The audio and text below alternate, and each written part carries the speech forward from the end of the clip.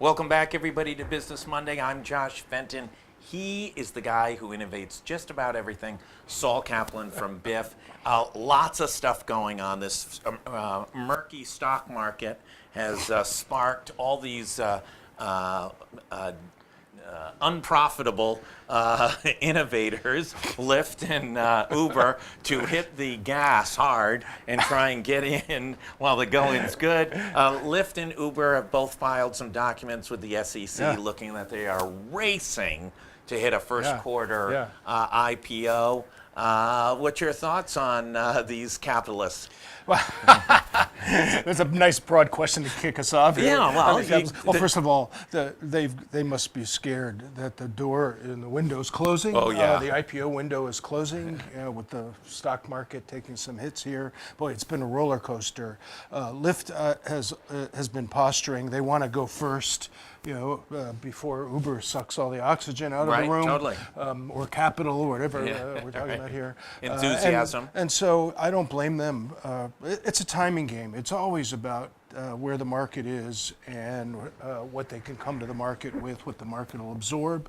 And of course, they want to get the highest price they can and the best market that they can. So they're always going to time that to their best interest. But in the long run, it doesn't matter that much, because in the long run it'll all even out, and it'll be worth what the value of the company is.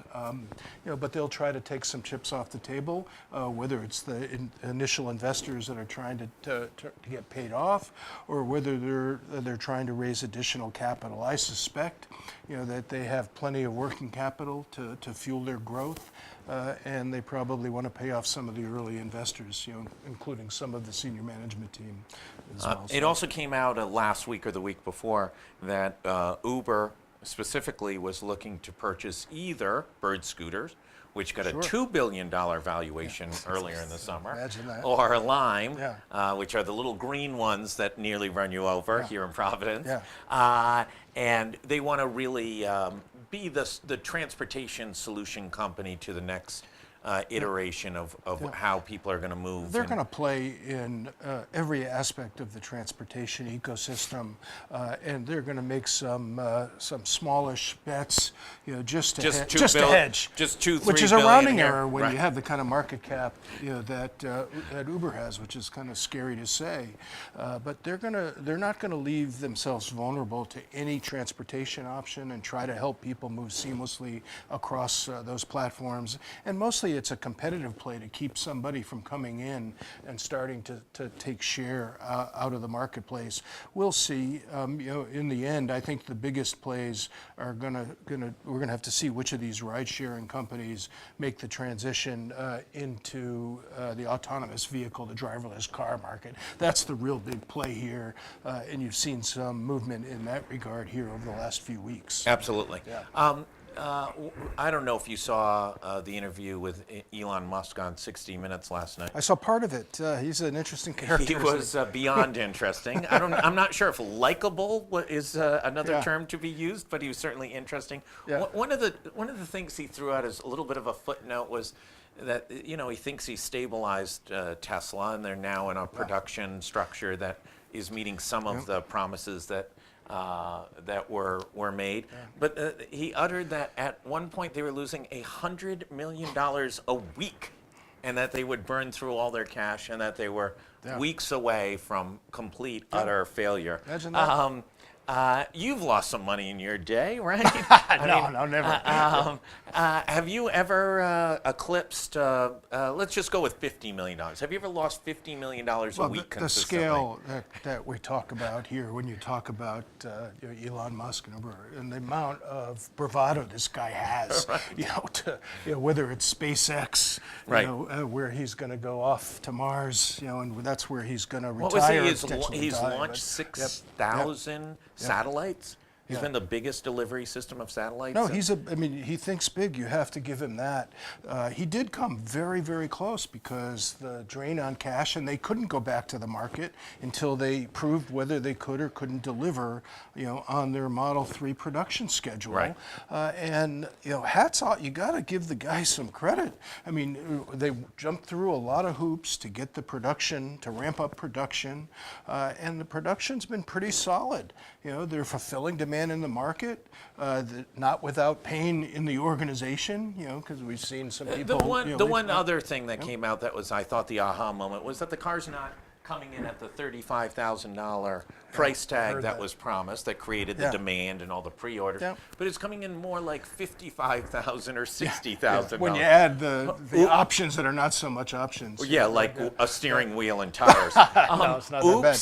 No, I heard his answer to that on 60 Minutes, and I thought he handled that right. He's like, look, I'm not good at predicting the timing of these things, but directionally, we're headed there. We're headed towards an affordable, all-electric vehicle, and I believe that he will absolutely get there. I think he's out to be the Henry Ford of his era, and I don't think he's going to settle for just skimming off the top of the marketplace. He wants to move. Did you hear his answer when he talked about the fact that he's open sourced his library I thought patents? that was right where I was going to go next. That was the third aha moment, which is that all the IP on the Tesla is open source and can be accessed by any other developer, programmer, innovator, etc.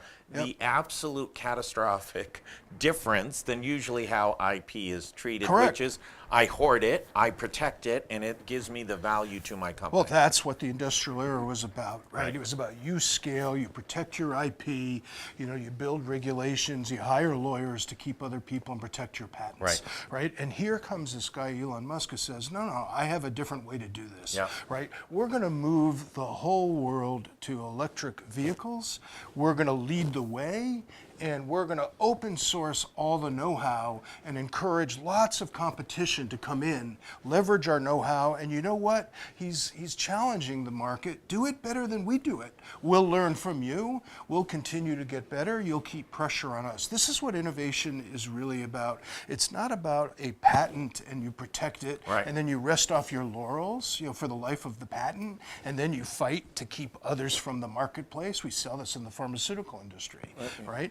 In this industry, he's saying, look, we're going to be a market maker, right? We're going to create the market. We're going to have the best technology in the marketplace, and we're so convinced of that we're going to put our patents and all of our know-how out there and open source all of that software, right? When we start to... But isn't there a little method to the madness that if others start to enhance it, we can acquire them, we can absorb them. We can compete. By the way, they'll be working off our IP. They're not working on someone else's IP or creating new IP. Well, it'll be not just for the IP, but let's talk about the software when we go to driverless cars, right? And when it's autonomous, right? The last thing we want as a society is proprietary software, right, where Tesla has its software and it keeps getting smarter and smarter, to avoid accidents or know how the software moves the car in the right position,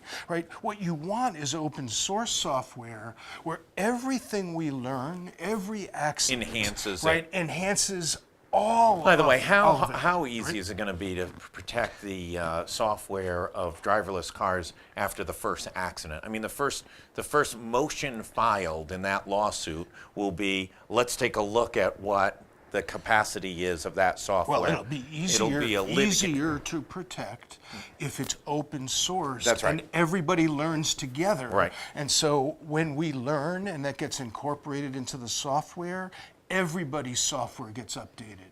This is what we should be making sure the regulations force, right? So that no one company owns the proprietary software. And so I only am safe, if I buy this car, but if I buy this one, the software is not as good. No, we want open source software. So this is the brilliance behind what Elon was sharing with us, about open source software. And guess what? He's in the leadership position. If you're a market maker, maker, Right. and you're worried less about share and more about making the market, you want other people to come in, and you want to use that with a sense of urgency to keep getting better faster, keep improving your product, keep improving customer service, right? And you see this a little bit. We talked about Amazon a lot, right? We're going to go to Amazon one second. I don't know if you saw the. All right, you're saw in the charge. pre- It's your If you interview. saw the You press go. report today that Amazon has announced that they're going to make a major toy initiative on their stores with their own product. And that sent earlier, it bounced back, but it sent Hasbro stock reeling earlier in the day in trading, bounced back to being flat. Is there any company in the world that can just ruin a CEO's day more than Amazon? All Jeff Bezos has to say is, I'm thinking about going into stunt. the nonprofit innovation summit meeting world. Great. And you're like, oh God, I just got ranked number 2 in the country by Inc. magazine, and now this guy's coming over. Yeah, well, I just follow on to the Elon Musk conversation here, right? If you think that this is a share game, this is not. This is an entire new way that commerce works, and he is setting the bar. Yeah. And everybody needs to play. The technologies that they use are not proprietary to Amazon. Well, listen, right? is there any technology that you can really defend? I mean, the iPhone came out in July, end of June, early July of 2007, right? They'd taken years to develop. It was just a few months later. I know they had to pay off some dollars.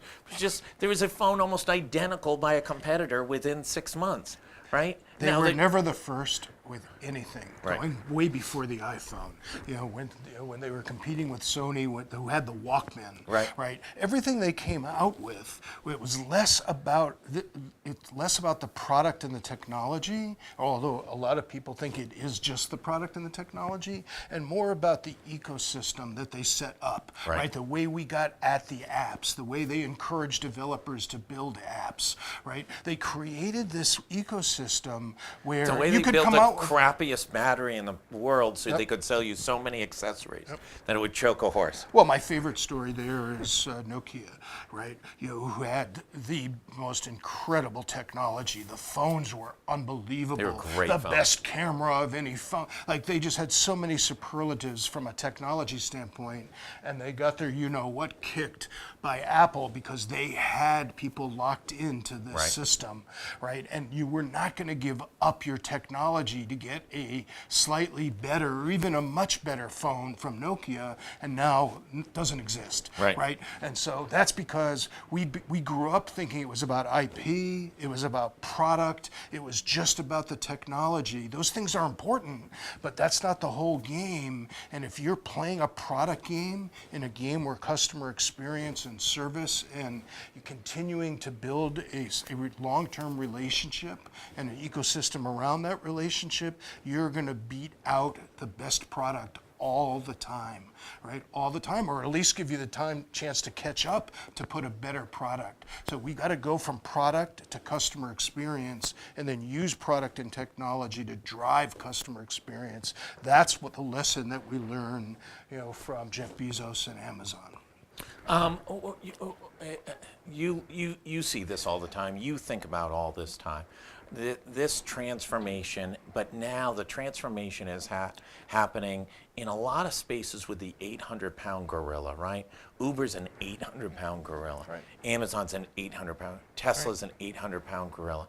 Where's the disruption to them? Why isn't the playing field flatter? Why aren't we, when we talk about Uber, we talk about Lyft. Why aren't we running off 7 different companies? In the early auto development in the United States, there were 20 different companies that were all competing, or why aren't we seeing the innovation at that level? Number one, the markets have been too slow to move, right? So they got a huge head start, and they just keep building on it and building on it. Number two, we're kind of sitting back and watching these huge platforms, and I think you're starting to see the backlash, right? Are they too big? Do they command too much control and influence in the marketplace? You're going to start to see whether it's organically at the local level, regulations that start to deal with the impact at the community level, all the way up to the federal government, where I really do believe you're going to start to see more posturing around potential antitrust. Maybe we got to think about, like the Bell Lab, we got to split this thing up. And so I think you're going to see some healthy pushback on, do we really want one platform to control and influence the entire marketplace? These companies have waited too long to build relationships at local, municipal levels and up at the federal level in terms of relationships, and really having a good conversation about what do we want in society from these technologies? How do we make sure that they're being used for our purposes, for the purpose of individuals, citizens, students, patients, consumers? And I think you're going to start to see some backlash to that. Having said that, they rush like crazy to be the large behemoth, the elephant in the room, right? And so that it makes it very hard for folks to compete with that, and we're seeing that now. CVS, you have to give credit for their Aetna acquisition. It was a bold attempt to compete with some of these innovators, and in the case of Amazon being one of them. Why aren't you seeing it with the automakers? Why aren't automakers saying, listen, we know how to make cars better than Elon Musk. Why don't we own the driverless cars?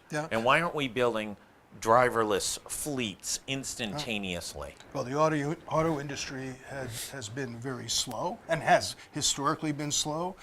First it was to react to vehicles being made overseas, right? And now they were too slow. But how many times do you have to get hit in the head to realize, hey, I better? You would think. I got to change my behavior. You would think. However, they're not ceding the space. They're going to come after it. You saw some dramatic moves from GM, although I saw today, that as part of that downsizing, right, one of the things that got killed was the Volt, which was the first kind of got people used to electronic cars, and it made it easy for them because it was hybrid, and they could play it. Today they they said, we're done with the Volt, but they ironically argued that that's to help them move to electric vehicles faster, which I'm not sure. The Volt at least was a cool looking little car. Well, how does the Prius continue to live? I don't understand that. They also have a more difficult time. It is much easier to transform services. So if you're Amazon, to experiment with new services and to test on a small scale, if you're in the automobile manufacturing business with huge capital outlays, right, it's not so easy to take a plant, that makes one thing, and turn it over to make another thing. Well, it's funny you talk about that. I was having breakfast with Bob Whitcomb, our columnist on Sundays, yesterday morning, and he was talking about, I can't remember, it was a relative of his that was involved with how fast during World War II, by December 7th, President Roosevelt, declared war. By May, they were building tanks. They weren't building cars. They reinvented everything in 6 months. Why can't GM, if they could figure out how to make a tank in 6 months? That's a really great point. When the burning platform is there, when it's the government and the President of the United States, you will support this war effort. That's right. You will repurpose these plants, or we're going to put you out of business. And we're going to let you make. And we're going to let you make money. Right. So that's right. They made money. They made sure that they stayed viable through that. Everything was aligned for them to do it. I think that's a great, I like that, because it shows that even for big capital intensive manufacturing plant, even there, you can make shifts. You just have to have the willpower to do it. Right. Isn't that ultimately that the corporations, it's the culture of the corporations that there's no incentive to be the daring man on the trapeze, or daring woman on the trapeze to try and transform that entity. And if you misstep, you're out. And I'm sure part of the problem was you need the ability, to tell the story to Wall Street. Right. And I'm sure they had a pretty compelling story with a world war and protecting American soldiers and make sure that they had the equipment. It was a pretty compelling story, including to Wall Street. Right during that period. And so that also makes it hard. But none of these things can be excuses, because the most brutal thing to happen is the disruptor, that comes in with an entire new way for the industry to work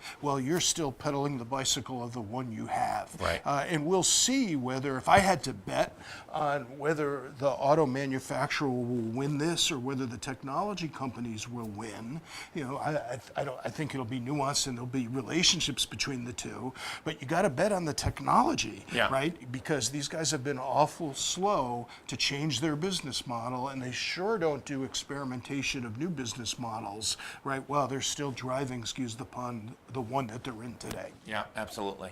As we see this, we're talked a little bit about, Gary, about this. You and I have talked about this. Rhode Island spent about $1 billion. Rhode Island, the federal government, 80-20, I think. I don't know if it was 90-10. Spent about $1 billion moving the highways, and part of it was safety, and part of it was to reclaim massive amounts of valuable property for the repurposing of creating a new economic engine, like other cities had done, Boston, etc.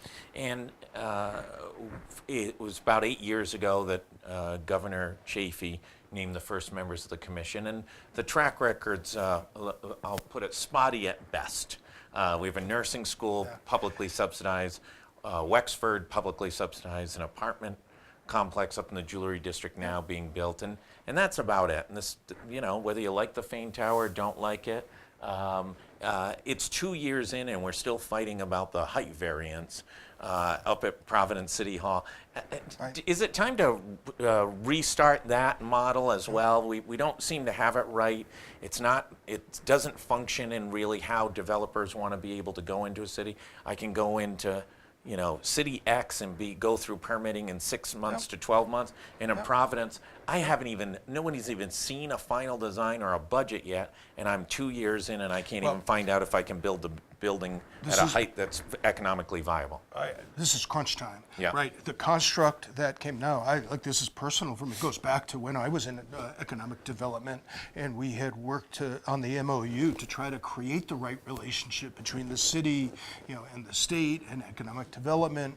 And who was your counterpart? Was it Cicilline administration then? He was, Yeah. yep. So it was kind of Tom Deller world. And we back literally, and I would remember us standing at the Silly Press Conference, where we all stood there, arm in arm, Yes. saying that, look, everyone's interest was going to be at the table, and we were going to work relentlessly, to reposition that land to be an economic driver for the state. Now, it wasn't too long after I left, that the General Assembly took it on themselves and created the commission. Right. So okay, Which sounds right? Like it's official and the state's got it and it's got appointees from both and it's going to be streamlined and then there's going to be the known. But in fact, can't judge it's none of those things. You can't judge it. Now is crunch time, right? Because here's what happens. Right? Of course you're going to use incentives, right, to catalyze the early development, but you can't sustain those incentives forever. You have to make sure you're smart about where those early plays go. The initial demand, right? They were working on the supply, getting the parcels right, getting the infrastructure right. The initial demand, of course, was going to come from in-state players, right?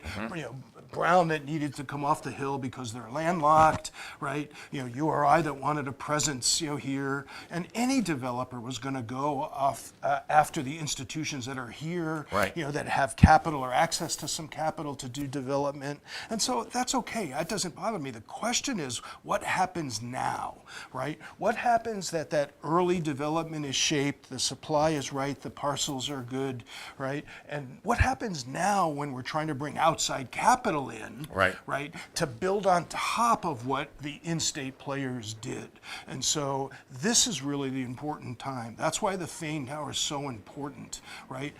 When somebody comes in with $300+ million of capital from the outside, right, how do we make sure that we attract it, that we make it easy for them to work through the process? But I'll always put the but on the end. It doesn't mean we have to cede all control for the right growth for us. So but wouldn't it be better, though, for Jason Fane to know no in 6 months than get dragged on for 2.5 years? But it never works that way, right? No, it actually does in many cities, just not around here. I think what happens now really matters. Without whining about what happened that got us here, how do we handle the first really large outside investor? Because I'm not sure Wexford, qualifies for No. that, right? Because of how heavily subsidized that is, and I'm not sure where the demand comes, to fill the space that No, they have. we're moving right? people 'Cause from one. After, of course, all the local players, want to influence the way that gets deployed and or fulfilled. But in the end, we can't just have the local players moving and absorbing all that space. We need outside capital, outside players, new jobs catalyzed from that. So let's see how that decision making happens now. I'd be very curious to see what the city does, in terms of vetoing of overriding the veto, or if they don't, does the state come back in and restructure, the way that happens to take tighter control over that? I hope it doesn't come to that, because you want a partnership between the city and the state. You don't want one just jamming through Right. what's in the state's best interest here in the city, but you also don't want the city to hold development hostage. So I think this next period of time It's is tomorrow. really important. Well, we'll know tomorrow. Yeah, whether we'll know whether they tomorrow one overrule way or the other. No, that's right. Listen, thank you as always. pleasure. What's new at Biff? What? Everyone's busy. We're on the road now, like kind of the lead up right before the end of the year. I'm leaving this week to a healthcare convening where I'm going to speak to a group of 12 chief innovation officers for hospital systems around the country. And surprise, surprise, we're going to talk about what's the difference between tweaks and transformation, and what do we need to do to mobilize that. So I'm excited about that. But others at Biff are also on the road, and a lot of really good meetings, talking about innovation and government innovation, in education. It's a really good time. Everybody wants to have the innovation conversation. The challenge is to get below the buzzwords, because Yeah, everyone right. throws the word around. So it's a good time heading into the holidays. That's great. I want to thank everybody for tuning in. A great hour with Saul and with Gary Sass. Always one of my favorite times of the week. I get way smart real quick. Thanks for tuning in to the Navigant Credit Union Broadcast Center. Thanks our friends at Deepwater Wind and Commerce RI. We'll be back tomorrow with Kate Nagel, and she's going to bang up our. She was up at the State House on the appointment of some new judges. That story is up live.